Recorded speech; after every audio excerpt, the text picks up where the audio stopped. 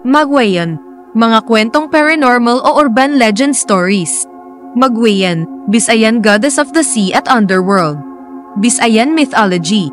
Paalala, ang video at content na ito ay ayon lang sa aking pananaliksik. Wala po itong intensyon na manera o pilitin kayong maniwala. Kung hindi kayo konbinsido sa mga impormasyong dala sa videong ito, ay malaya kayong magsasagawa ng inyong pagsisiyasat. Ang laman ng video ito ay gabay lang at dagdag kaalaman lamang, at hindi po ito gawa ng isang profesional. But before we start, please subscribe and follow. Maraming salamat. Magwayan, Bisayan goddess of the sea at underworld. Si Magwayan, Maguayan ay ang primordial goddess of the sea and the underworld sa Bisayan mythology, na kasama ni Kaptan, god of the sky, ang lumikha ng mundo, at ang mga unang tao. Siya ang babae na ginawa ni Kanlaon, ang kataas-taasang Diyos, ang kinilala sa malawak na karagatan na sumasaklaw sa buong mundo. Siya ay sinasamba bilang isang dakilang ina na Diyosa at tagapagkaloob. Ngunit maaari rin siyang walang awa kapag nagagalit, na may kakayahang lumikha ng mga higanteng tsunami, baha, at malakas na ulan. Inilalarawan siya bilang isang mature, hubad na babae, na may dalang badyong, kabibe, at minsan na isang gol, o may kasamang ibang diyosa ng dagat, at napapaligiran ng mga isda. Si Magwayan ay may maraming mahiwagang kabibi, at nag-iingat ng isang badyong, na hinihipan niya ng 3 beses, upang ibahin ang anyo, at labanan ang mga halimaw sa dagat, tulad ng bakunawa, isang dambuhalang sea serpent, na humahamon sa kanyang pamamahala sa dagat, sa kabila ng impluensya ng kolonisasyon ng mga Espanyol.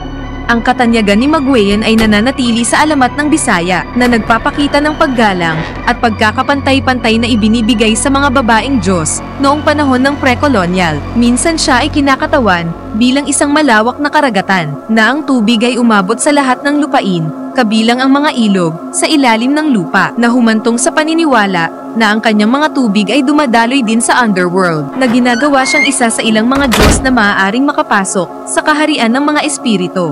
Ito ay humantong sa kanyang ebolusyon sa mga alamat bilang isang diyosa ng underworld, na inilarawan bilang isang babaeng nakasuot ng nagdadalamhating damit. Ang kanyang mukha ay natatakpan ng maitim na tela na nagdadala ng mga kaluluwa sa kanyang maringal na balaangay. Ang kanyang pagbabago sa katotohanan na sa isang bersyon ng kwento ng paglikha, ang kanyang nag-iisang anak na babae, na si Lidaget ay namamatay na nagdalamhati o broken-hearted. Si Magwayan ay labis na nagdalamhati, at sinundan niya ang kaluluwa ng kanyang anak na babae sa sulad, isang purgatorio, at kinuha ang papel bilang fairy woman ng mga kaluluwa upang maging malapit sa kanya. Inihahatid niya ang mga kaluluwa ng mga patay sa underworld sa kanyang bangka, sa isang espiritual na ilog na tinatawag na lalangban, na naghahati sa sulad at saad ang lupain ng mga ninuno. Tungkulin sa kwentong paglikha. Sa simula pa lang, walang anuman sa mundo, maliban sa dagat at langit at wala sa pagitan. Sa loob ng mundo, mayroon lamang Diyos ng langit at Diyosa ng dagat na si Magwayan. Matindi at marahas silang nag-away. Itinapon ni Magwayan ang kanyang malalakas na alon ng bagyo pataas sa langit,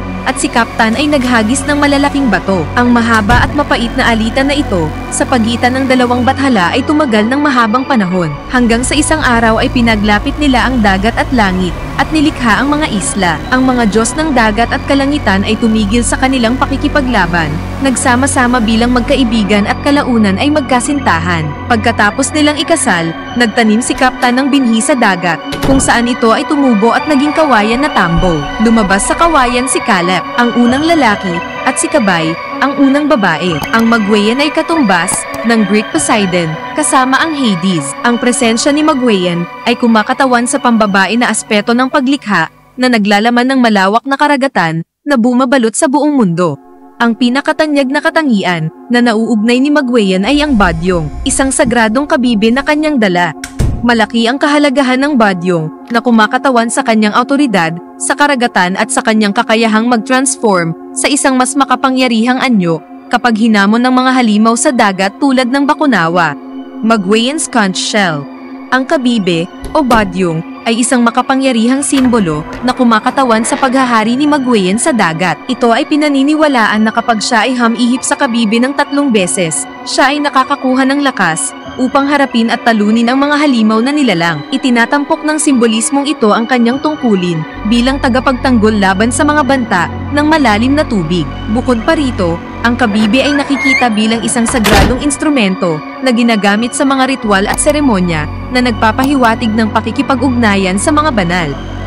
Depictions of Magwayan with lead agate and fish.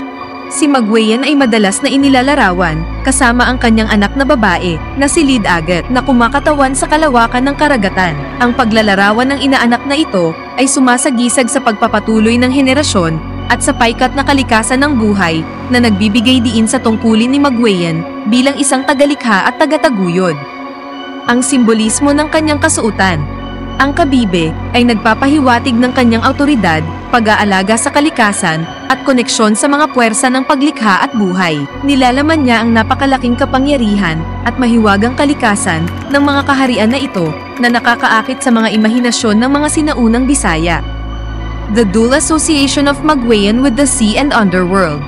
Ang kahalagahan ni Magwayan ay nakasalalay sa kanyang kakayahang tumawid at pamahalaan ng dagat at ang underworld.